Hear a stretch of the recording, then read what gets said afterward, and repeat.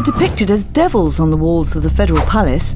They represent public or private interests, companies or associations, and are committed to defending a cause: animals, workers, trains, insurers, hunters or cigarette makers. So they're often classified into two camps, the bad and the good lobbies. In Bern, among the 246 members of Parliament, there's Heidi. She's been a member of the National Council since 2015. Heidi's a biologist. She's also president of a conservation association, which defends the golden slug of the Vaud Alps. On the other side of the hemicycle, there's Ursli. He's an economist and a consultant for a pharmaceutical company, and also sits on the board of directors of the High Life Bank. For those jobs, they both get money, but they say it doesn't call into question the independence of their decisions.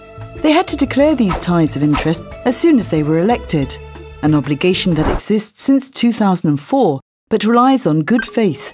Nobody checks if what they say is true.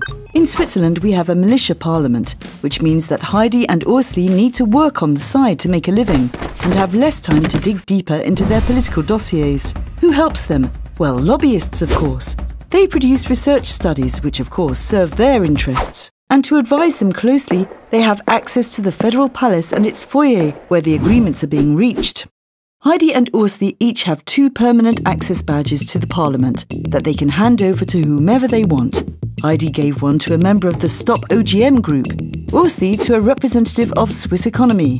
There are currently 365 permanent lobbyists' badges in Bern, but some lobbyists may also come by the day anonymously.